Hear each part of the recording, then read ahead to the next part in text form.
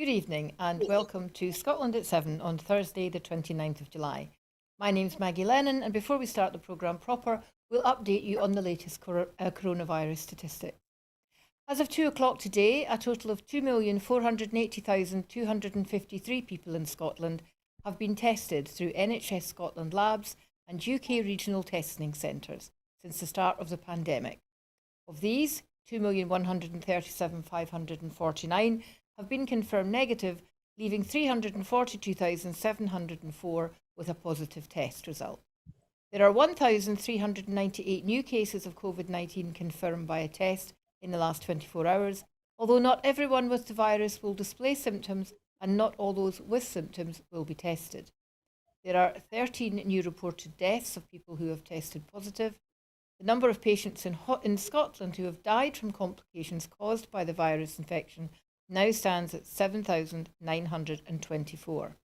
This number only includes those who have died having received a positive test for the virus in the previous 28 days. Of the people who have tested positive, 490 were in hospital last night, 60 of whom were in intensive care. As of 8 o'clock this morning, 4,005,421 people had received their first dose of the COVID-19 vaccination and 3,145,017 had received their second dose. The latest UK daily figures up until yesterday show 129,515 patients who've tested positive for COVID-19 have sadly died from their illness, an increase of 85 since yesterday. This number refers to deaths in all settings, not just hospitals. Joining me, not in the studio, but remotely tonight, I'm delighted to welcome Linda Fabiani, a regular on this programme, I should say. Linda was, of course, the former MSP for East Kilbride and Deputy Presiding Officer for the Scottish Parliament. Good evening, Linda. How are you? Oh, I'm grand. Thank you very much, Maggie. Good to be here. Good to see you again. Explosive new evidence has revealed that senior figures in the UK government commissioned polling on political attitudes using public money just weeks before the UK went into lockdown due to the COVID pandemic. The emails, disclosed by the Good Law Project, outline that over £100,000 per week was planning to be spent on secret political polling by the UK government, and how the Prime Minister's most senior advisor, Dominic Cummings, tried to silence the concerns of civil servants.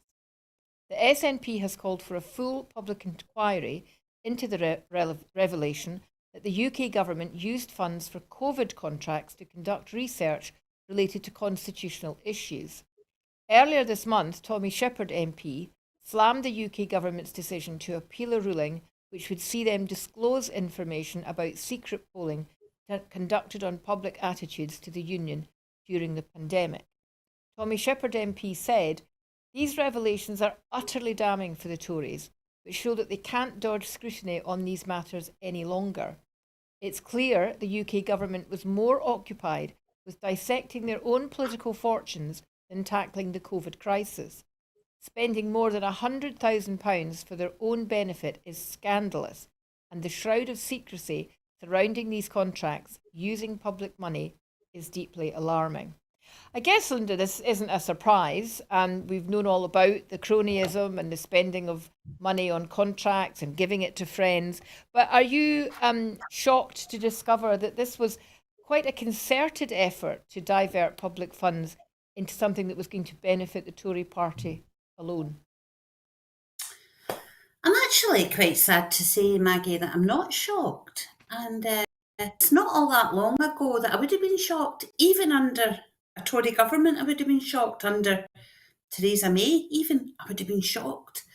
But nothing surprises me anymore about Boris Johnson's nasty Tories, because they just don't care, They have no compunction in breaking domestic law. They have no problem at all with disregarding international law.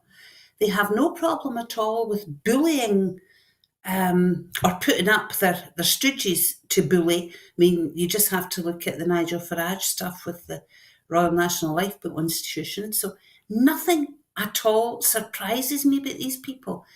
they don't care about anybody other than their own little band.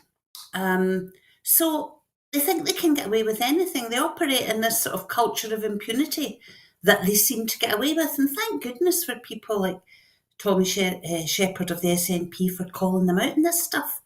But I think, I Linda, wish they would get called out more and more.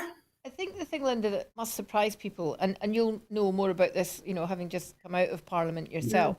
One would assume that any money spent on any kind of polling by any political party has to be declared and has to be under scrutiny. So, how it's possible to get away with this, and is that something to do with the Westminster system? So, could this, for example, happen in Scotland, in your opinion, or is this something that we've just have to put up with the Westminster system, which is not as transparent? Gosh, I think that's quite difficult. I mean, you've got the Electoral Commission that look at that stuff, and political parties have to put in their accounts every year. Now,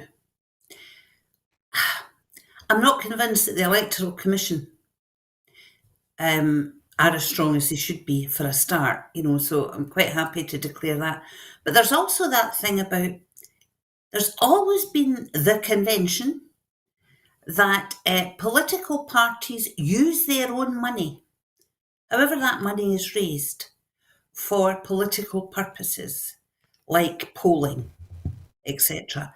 Absolutely out of order for public funds through government to be used. Now, when I've read some of the background on the report that was issued today, and good on them, it's an excellent report, and for holding firm in this, you can actually see some of the memos where senior civil servants, quite rightly, were really concerned and expressing concern. And that's one of the things about this Boris Johnson government. They don't take a telling, they don't care. The civil service, for all we have a go at it and slag it off at times, it can be really annoying. Actually, they have generally been a bastion of neutrality, who are there to work for whatever government comes. Now, working for that government, part of that is safeguarding public funds and keeping men right about what's acceptable and what's not acceptable.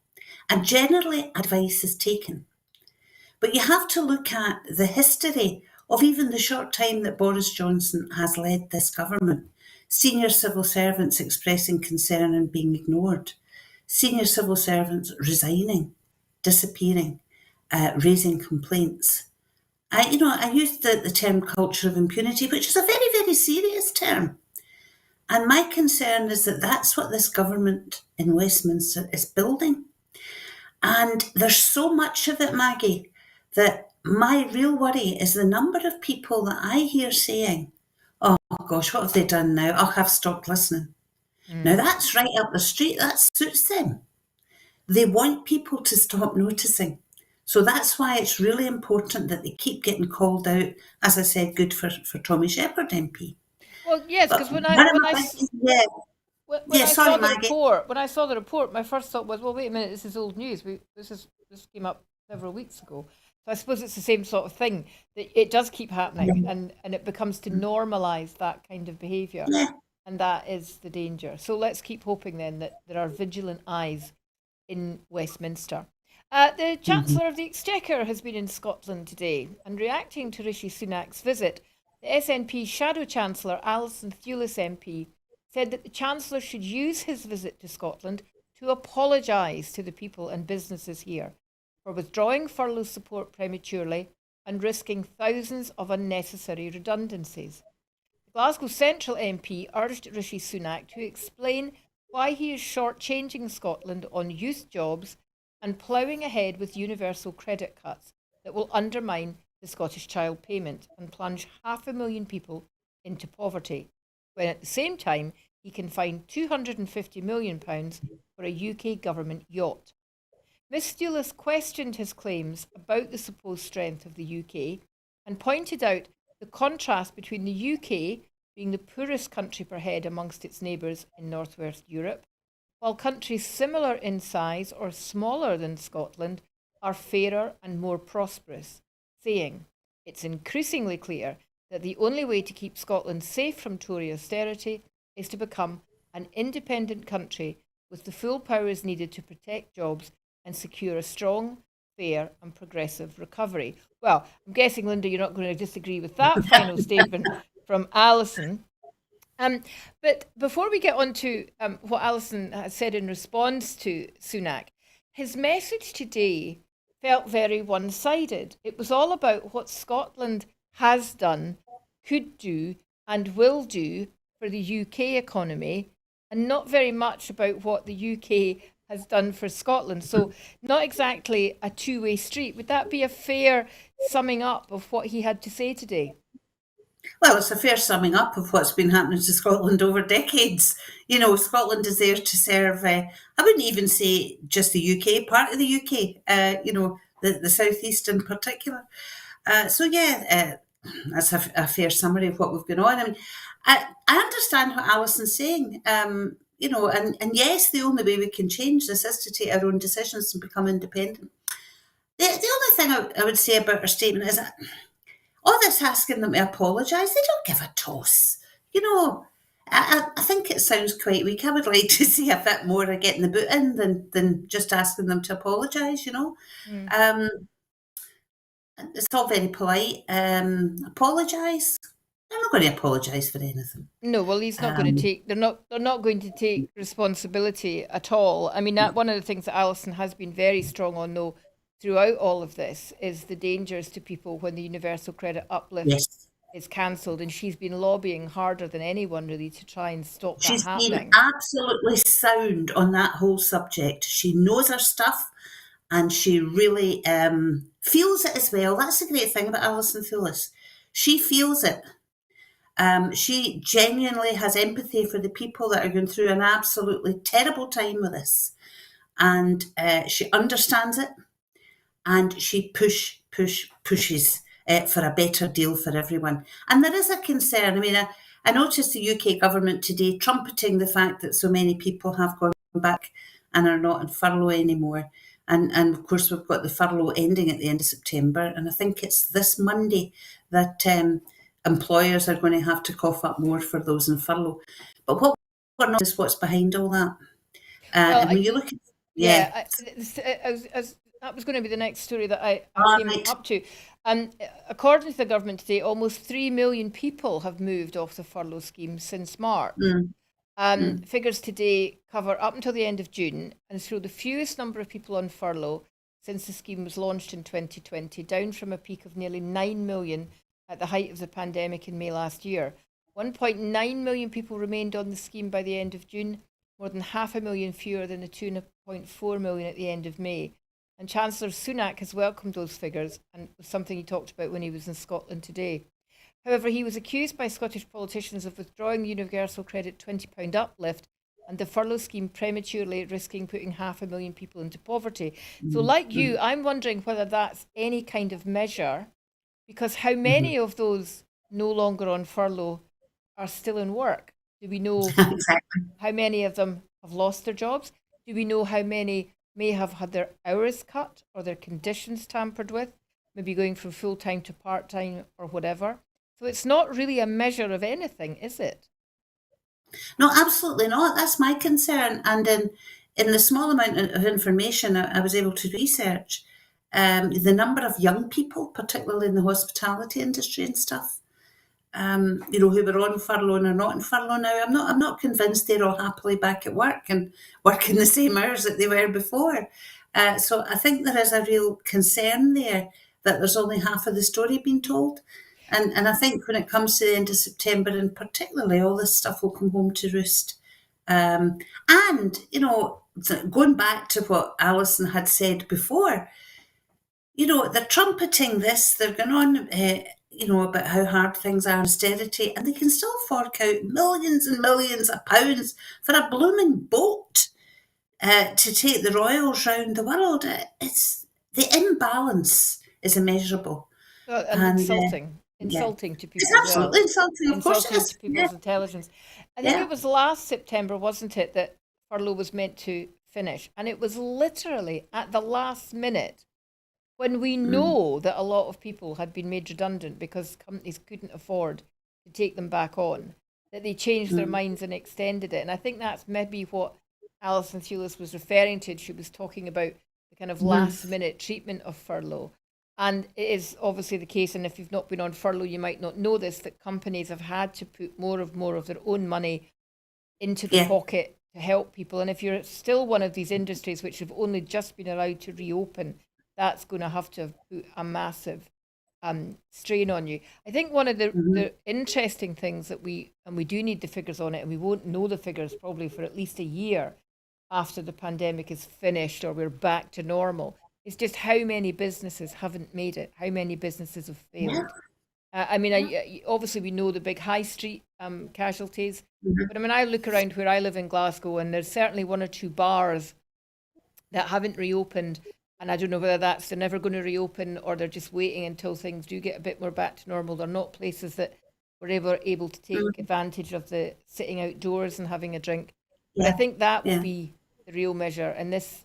It's just spin, let's face it. It's just spin. Absolutely. And there's another issue as well, Maggie, that gets me. You know, we have the nations of the UK, right? And each of these nations is taking different decisions in relation to restrictions for COVID.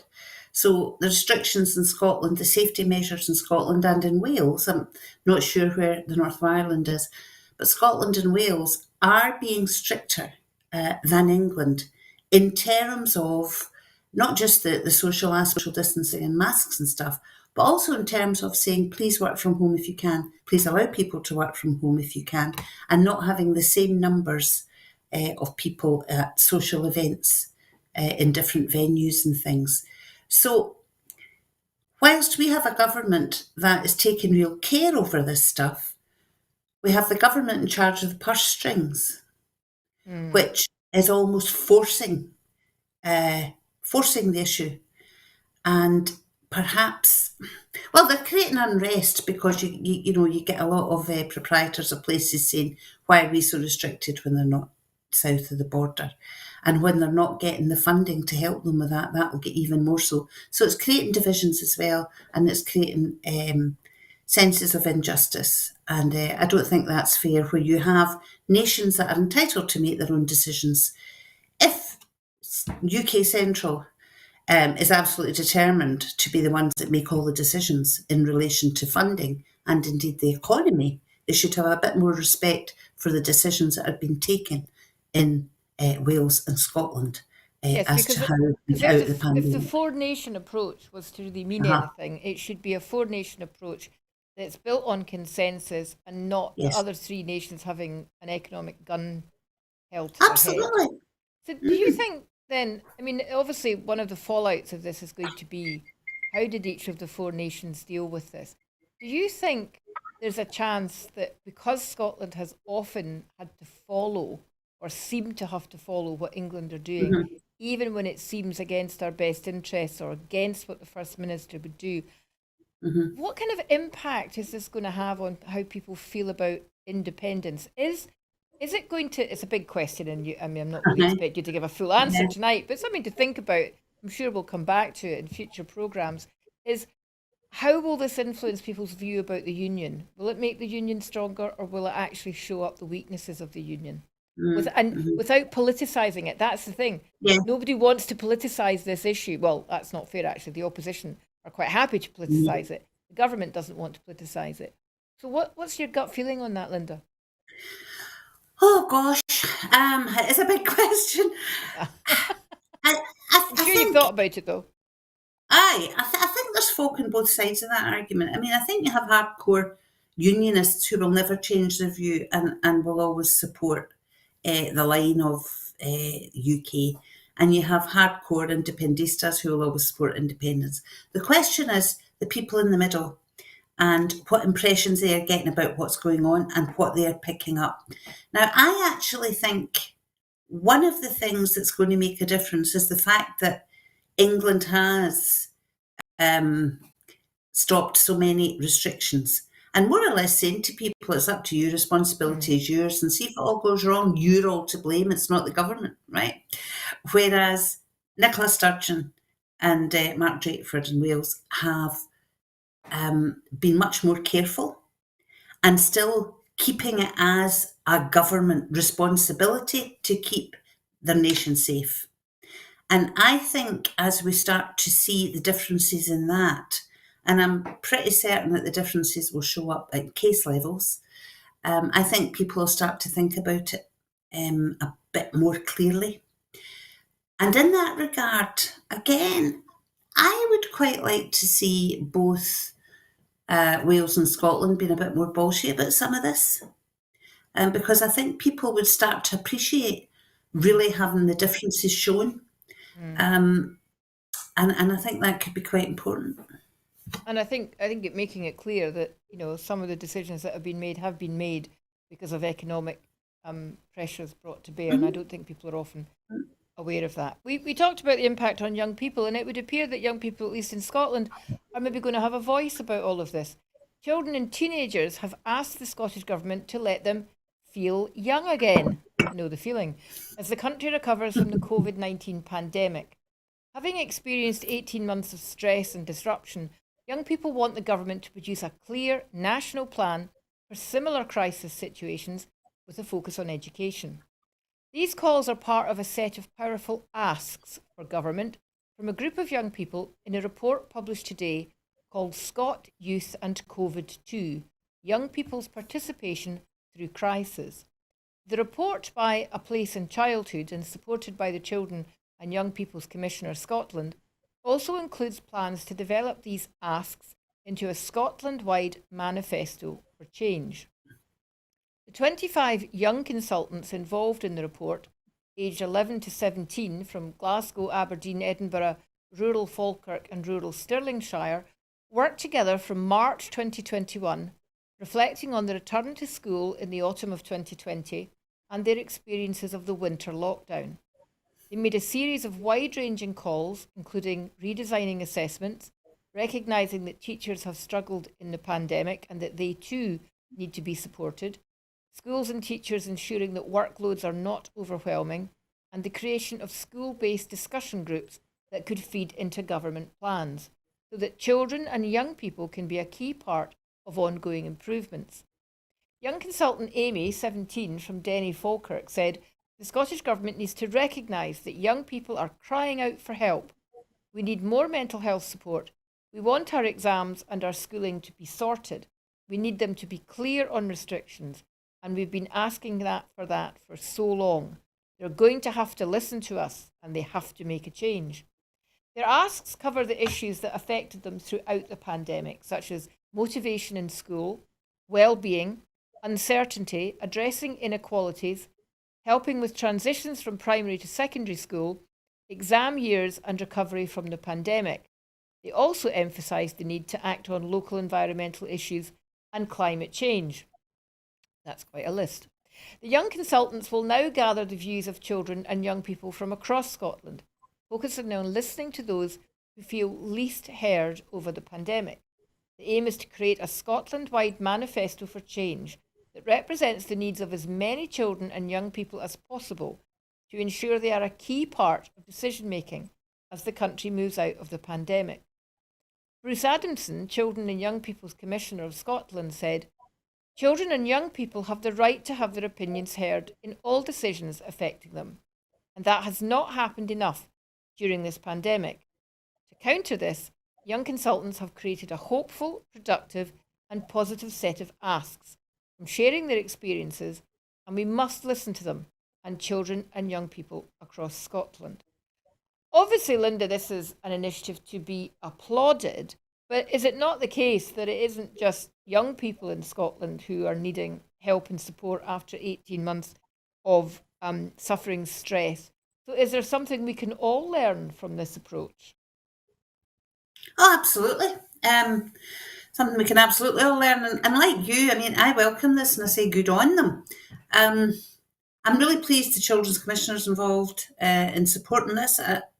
I think that there's space as part of COVID recovery to be listening to everyone, and we should be listening to children and young people of all ages. You know, actually, our government's got not a bad record on some of this stuff. There's the Children's Parliament that's funded by government. There's the Youth Parliament that gets some government funding. That's never enough, of course. And there's lots of other initiatives about listening to people. But I think all those with a responsibility for young people and education should be looking at this report and saying, right, what can we do to allow that level of participation that goes beyond the elected youth parliament, that goes beyond the children's parliament coming into certain schools every so often, and try and make it much more meaningful. So yes, you've got government that can sort of give guidance, etc., but local authorities also have to take a responsibility, as do individual schools, because under Curriculum for Excellence, of course, there's a lot of autonomy for individual schools. There's also the funding that's gone to head teachers that they can choose to do particular things. So I hope that moves forward. I'm really interested, particularly that the young people have said that they want notice to be taken of their teachers as well.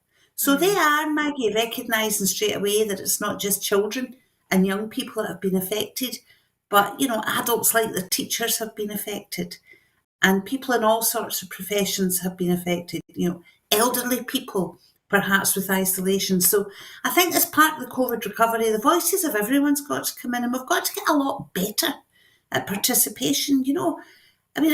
Local authorities are awfully good at talking about participation, but actually I've not seen anything that's great with it.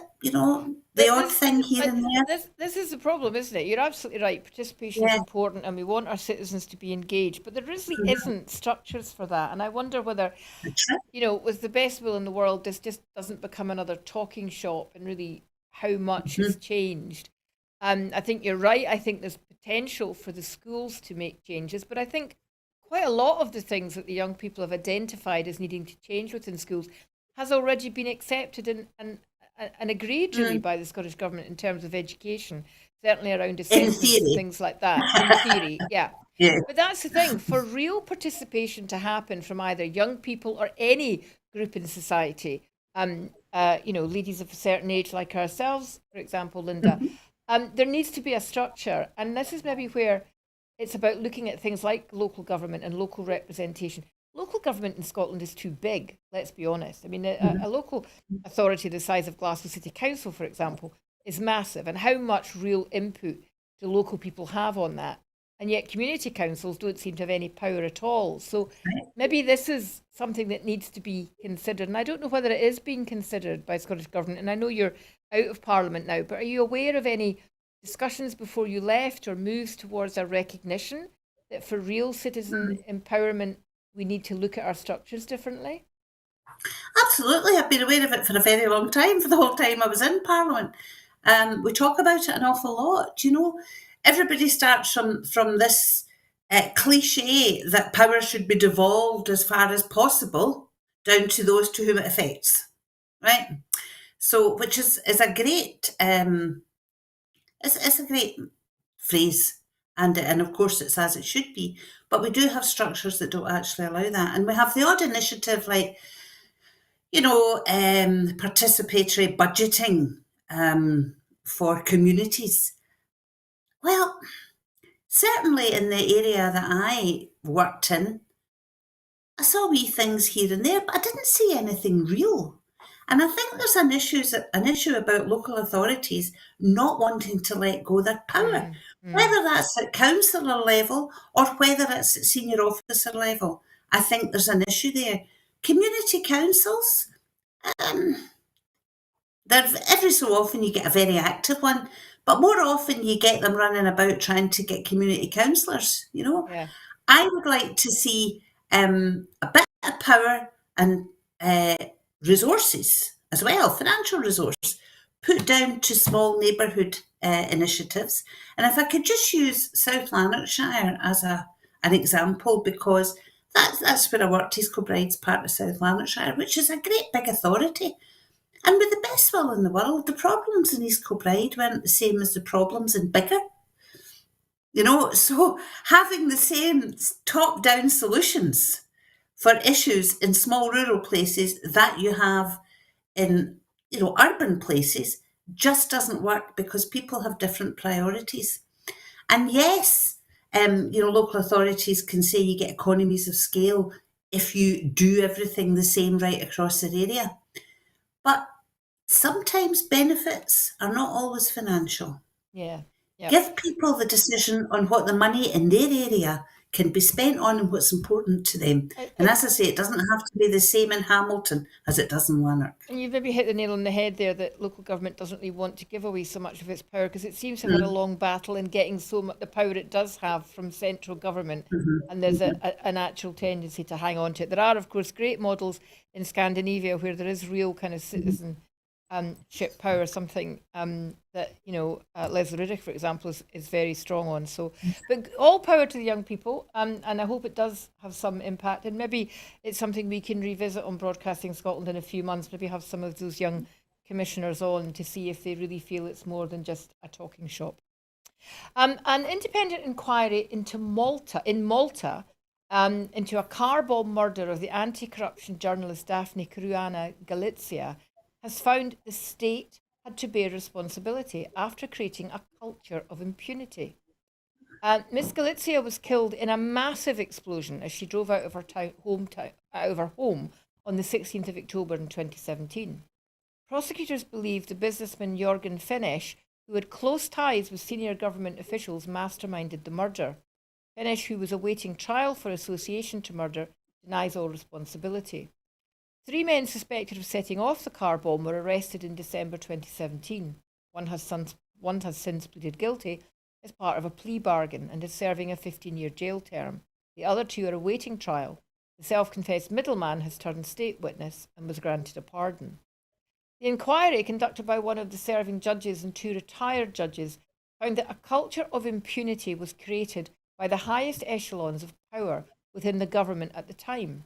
The tentacles of impunity then spread to other regulatory bodies and the police, leading to a collapse in the rule of law, said the panel's report, which was published by the Prime Minister, Robert Abila. It said the state failed to recognise the real and immediate risks to Miss Galizia's life and failed to take reasonable steps to avoid them.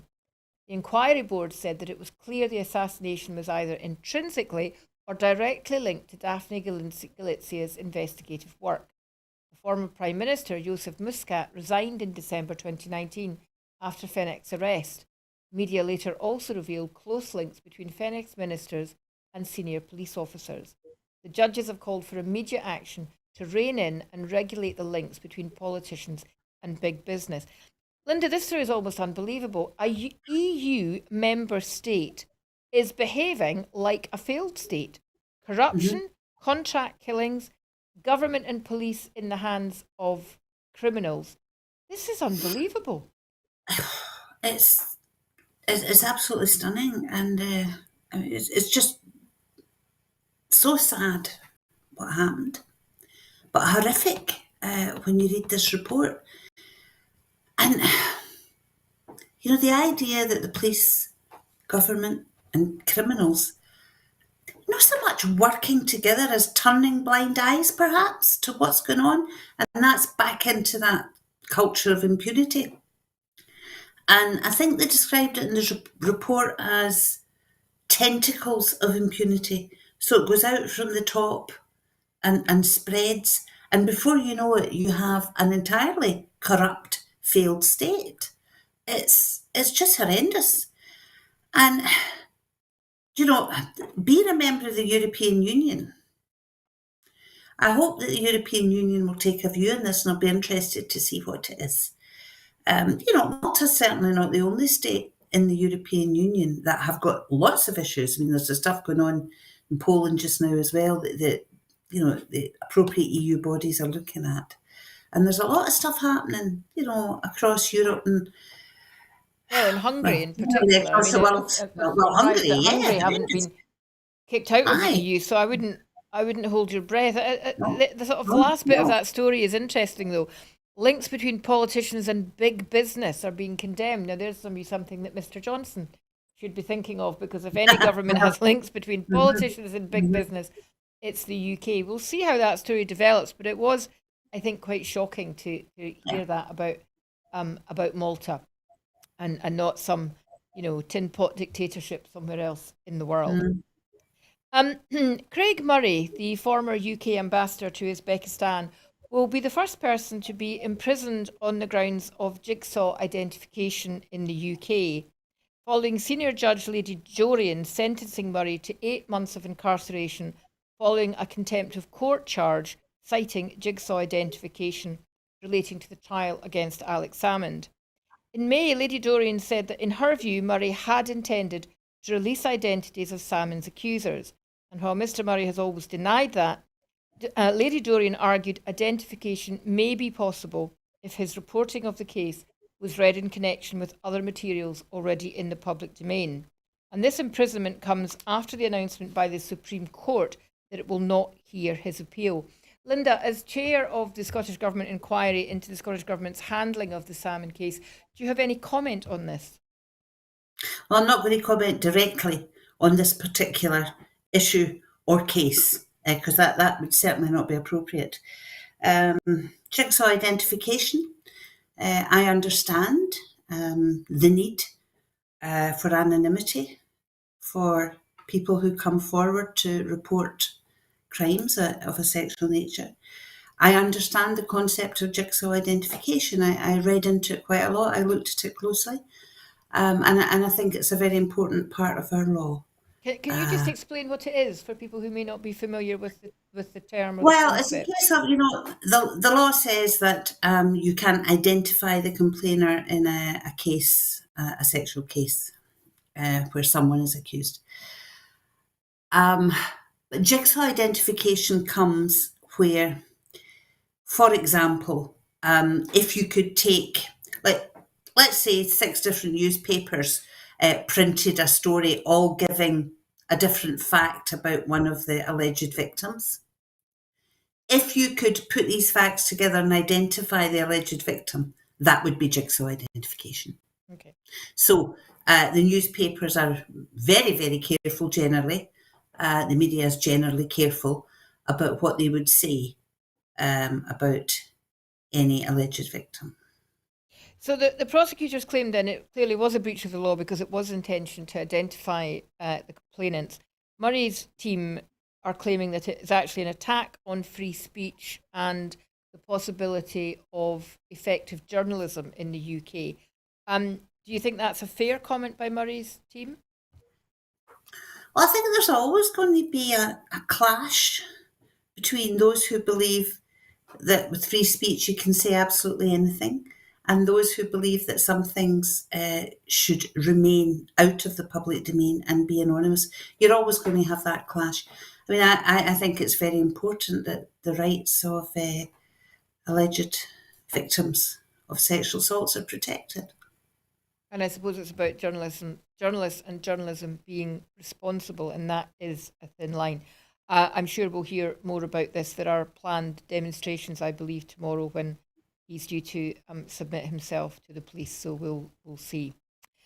Almost 2/3 of Scottish ambulance clinicians have been trained in supplying take-home naloxone, to people who may have witnessed an overdose. The rollout of this can reverse the effects of opioid overdose, and it's been overseen by 3 Scottish ambulance services drug harm reduction leads, covering the north, east, and west of Scotland, and it's funded by the Drug Deaths Task Force. This is an extension of the Scottish Government's existing programme. A total of 65% of crews are now giving THN kits to people who have been resuscitated following an accidental overdose, I'll start that again. A total of 65% of crews are now giving THN kits to people who have been resuscitated following an accidental overdose of family and friends who may have to administer it in the future.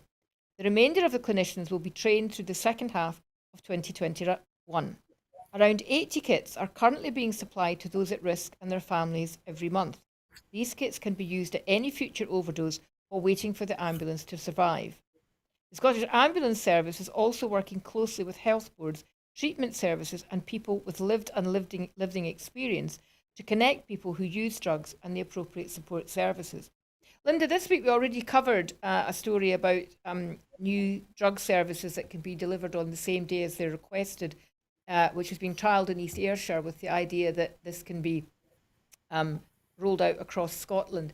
Are these two initiatives, along with other things that are happening, going to make a big difference to the really awful situation we have in Scotland of drug deaths? I certainly hope so. I think appropriate support, and I think our paramedics, ambulance service, public service generally, they get called out to such sad things that are absolutely wonderful, and that the fact that they have embraced this initiative, I think, is very important. But it won't. That alone will not work. So it is about getting the appropriate services.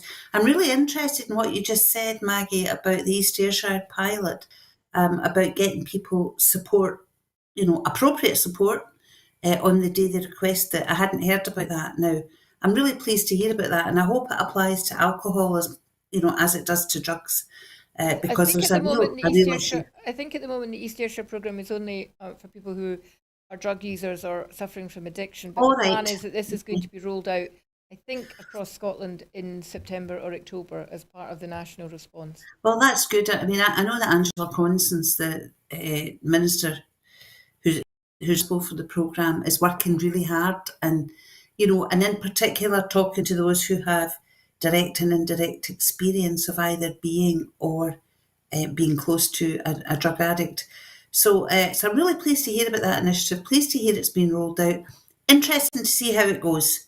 And as I say, I'll find out. I'll have a look about the alcohol issue about it as well, because I think one of the big problems we've had with addiction over the years is that if somebody says I want help, if they're told that, well, you can get an appointment next week, that's not always appropriate. So the key word is appropriate, and I'll be looking at that closely.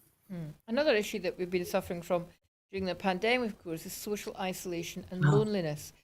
yeah. Projects supporting carers and disabled people are among 9 initiatives that are set to share £1 million to tackle loneliness and isolation as a result of the pandemic. It comes as part of a £10 million commitment to support a new 5-year social isolation and loneliness plan, and marks the delivery of a commitment for the first 100 days of this government. Funding was announced by Minister for Equalities and Older People Christina McKelvey on a visit to meet members of the Glasgow Disability Alliance, which is receiving money for initiatives including one-to-one counselling and online courses designed to help disabled people stay connected. Other organisations to benefit include YouthLink, which will receive funding to help young people, and the Chest, Heart and Strokes Association of Scotland, which will use the additional money for its Kindness Collar programme. Obviously, social isolation and loneliness, Linda, isn't something that's just come about because of the pandemic. Yeah. It's a symptom of a society which is fractured, a symptom of all modern societies where family units are spaced out and there's just not the same sense in community. So while this is undoubtedly welcome, my fear about always this announcement of this kind of money is what happens when that £1 million is spent, and how can we make it sustainable? Mhm. Well, I think you're absolutely right, Maggie. We've had social isolation always, and to be fair, the Scottish Government had recognised that, and Parliament had recognised it, and initiatives were ongoing. And of course, COVID has come along and exacerbated it because it's made it even harder for many groups. I think from what I've heard and looked at about this fund, what I think is really important about it is the 5-year span, because all too often when you get government or local government funding for initiatives, they give a year's funding or they give maximum 2 years funding, sometimes even 3, and there's that constant worry with the group about what they can do, what they can afford to do the next year, how much time does their one employee spend in having to fill in the grant application for the next year. And it's just a treadmill. So I think the fact that this is 5 years lets these organisations plan what they're doing over the next 5 years. And in tandem with that, as part of the COVID recovery programme, what should be happening is looking at that being sustainable over longer. So I think that's a really welcome initiative And to try and get addressing the things root in. causes of social Hmm. isolation, because Hmm. just fixing the problem isn't always the answer. It's why are these Yeah. things happening what is it about society that people are feeling disconnected? And although in a strange way, technology has been fantastic during COVID, and it has brought people together in as much as you can attend meetings now with people from all over the country that you wouldn't be able to attend before. I'm not sure that sitting behind a screen for 18 months has actually made people feel more connected. And obviously there's issues around not everyone has access to that kind of technology, so it's perhaps thrown up and highlighted some of the problems. It'll be interesting to see how this spins out. There's no information available at the moment on just what these programmes who are receiving this £1 million will cover. One of the other organisations to receive money is a befriending project, so I suspect maybe that's part of it. There's been quite a lot of money being given around at the moment, and today the Health Secretary, Humza Yousaf, has officially opened Scotland's first national treatment centre at the NHS Golden Jubilee Hospital in Clydebank, and announced an additional 11.5 million in funding as part of efforts to remobilise the NHS in response to the pandemic. The NHS Golden Jubilee Eye Centre, Phase 1 of Scotland's first national treatment centre, is part of the planned expansion of the hospital, and it began seeing patients in November 2020.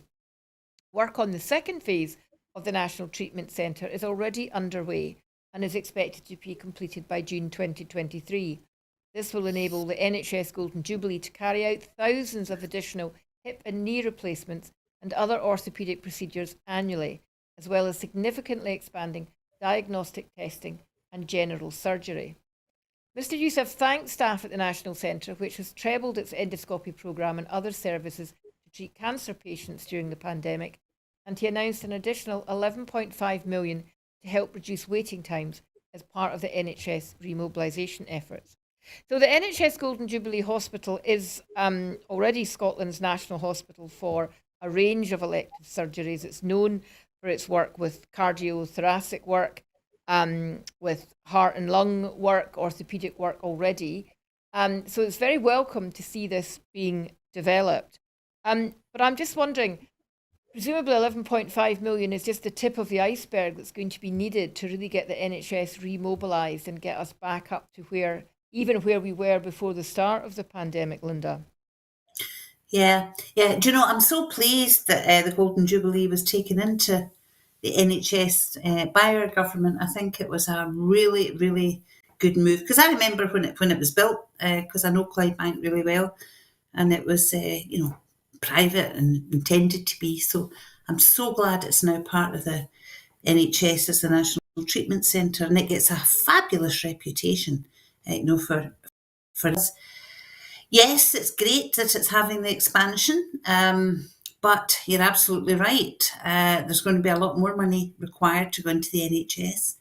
And although I'm not in Parliament anymore, I'm pretty sure there'll be a lot of lobbying, both from the opposition and from the First Minister's own team, about their local hospitals in their local areas. I know that Monklands Hospital is going to be rebuilt, for example, a new hospital there. And I think we're going to have to put lots of cash in to even get back to where we were. I notice he's also put extra money in for waiting times to try and improve that too. And that's all about opening up elective surgery again and getting all these things done. And then the other issue about the NHS just now is GPs. There seems to be variations across the country as to how GPs are operating, and I know they're all private contractors and these things can't be forced, but I'm quite interested in seeing how GP surgeries start to open up again. There are issues depending on the size of the practice, the size of the premises, of course there are, but I would really like people being able to access their GPs much easier across the country than has been up till now. And of course, there's the issue of losing staff who have decided Yes. that it's just been too difficult in the last 18 months. And we know that there are a number of senior staff and even junior medical staff who are thinking of leaving the NHS, and that's a worry. And we're still not, I think, fully seen the impact of Brexit in terms of Exit. the number Yes. of nurses in particular from Europe who have, if they've not already returned home, are thinking about it. And despite a number of initiatives to try and recruit medical staff from overseas, there are issues around that too. You know, it's not really appropriate, I think, for Western countries to necessarily denude uh, Yes. medical staff in other parts of the world. Certainly, the World Health Organization has ethical rules about that thing. So that's another big issue. I would echo your comments about how wonderful it is that the Golden Jubilee was brought under the NHS, and I can speak from experience because I was Ah, the very welcome recipient of their work last year when I had open heart surgery at Jubilee. And this open heart surgery isn't something you look forward to or you're glad that happened, but it was quite a remarkable experience in terms of the level of care that I received. And I'm a huge fan of the hospital, and I think it's an outstanding centre for Scotland and does have an international reputation for excellence. So, like you, anything to extend that into other areas, I think, is to be welcomed. So, good luck. Duncan Scott, who has already won a silver and a gold Olympic medal at the Tokyo 2020 Games, has qualified for the men's 200 metre individual medley final, just 24 hours after the emotional rush of anchoring GB's 4 times 200 metre freestyle team gold medals winning effort. Scott's time of 1 minute 56.69 seconds was the second fastest of the semi-finals, behind Wang Shun of China. The American Michael Andrew and the home favourite Daya Sito are expected to contend in Friday's final. Paul O'Donovan and Fintan McCarthy won Ireland's first gold medal of the Tokyo Olympics on Thursday with a stunning victory in the lightweight men's double sculls at the Sea Forest Waterway. It was Ireland's first Olympic gold medal since 2012 and its 10th in total, and its very first in rowing. In blustery conditions, the 27-year-old O'Donovan and the 24-year-old McCarthy set a time of 6 minutes 6.43 seconds, finishing ahead of the German duo Jonathan Rommelmann and Jason Osborne. Italy claimed the bronze. That is in marked change to the rather poor rowing results that the GP team have met this year. Now, I think I'm right in saying, Linda, that you're not following the Olympics very closely at the moment. Is that true? I'm not. I only pick up what I hear in GMS in the morning and what I pick up on social media. But I'm fascinated by our swimmers. You know, our swimmers do really, really well. And you know, in all the games we ever do, and it's really, really good. It must be testament to all these parents and trainers and volunteers that get out at the crack of dawn at all sorts of times to make sure that their Yes, well, young people learn to Duncan swim. Scott, of course, is from Stirling. He's one of ours, and he may end up with a third medal, which would be absolutely Fabulous. tremendous. And we're also doing rather well in sailing at the All moment. right. And obviously the athletics hasn't started yet, so we'll see how Team GB are doing. I was having a look at the medal table, and we have, I think, 18 medals at the moment, and we've got more medals earlier on in these games than we have had in any others. But I think we've got less golds. Although, of course, it doesn't matter. It's all about the playing. Not It's about the taking part in the playing, not the winning. Don't you know? Um, so we'll keep going. We are actually intending in a couple of Sundays to have a program looking at the impact of women in the Olympics, because there's been a lot of stuff thrown out. We got quite a lot of response to the piece we covered on Tuesday about the potential abuse that athletes who are not performing as they are seen to be, should be performing, are getting, and that's particularly affecting women. Before we go to the closing headlines, as it were, and our video appeal for cash, which is a fairly regular feature on the programme now, Broadcasting Scotland just wanted to say congratulations to Scottish Government Finance Minister Kate Forbes on her marriage to Ali McLennan today at a private church service in Dingwall. It's great that people are able to go back in numbers to weddings. My daughter is supposedly getting married at some point, although we don't quite know when and where. So I hope they had a nice day. I hope the weather was good in Dingwall. Thank you very much, Linda, for joining us again. We've covered a Pleasure. lot tonight.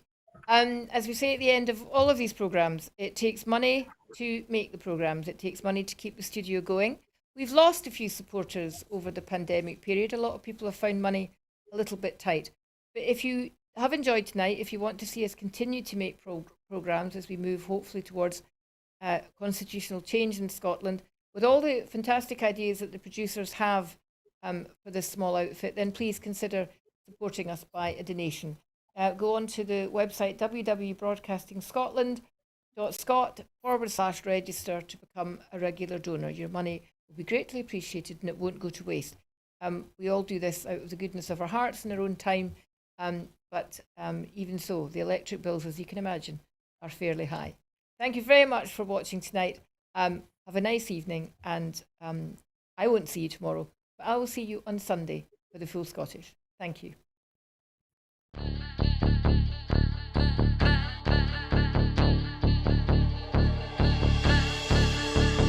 How do you mean no more commission? Well, no one in Scotland can commission an idea. You know, if I went to BBC Scotland and I said, oh, I've got this great idea for a sitcom, I've got this brilliant idea for a drama, you know, there isn't one person in Scotland that can okay it unless it goes through London. Good morning and welcome to another edition of Full Scottish. What's happening today? Hello and welcome to the Full Scottish here on Broadcasting Scotland. Scotland is going to be an independent country. That need, that desire for independence is ever stronger than perhaps it was in 2014. So there's an obligation that we've got to give leadership to that campaign. That's what Nicola Sturgeon, as our First Minister, has been doing. My feeling about Boris Johnson is he can't be trusted on anything. That is now and forever will be known as the rape clause.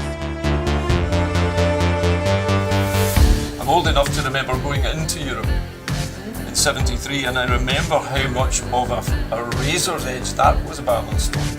And I think we made it by 53%, if I remember correctly, for going in. And ever since that time, England particularly has been pretty much schizophrenic, down the middle about whether it felt British or whether it felt European. And that schism, that crack has remained throughout English society ever since. Scotland means business. Scotland's voice won't be stilled, it won't be silenced, it has to be heard. About the work that's been done by Broadcasting Scotland in giving community activists, yes activists, Scottish activists a platform other than the traditional media outlets.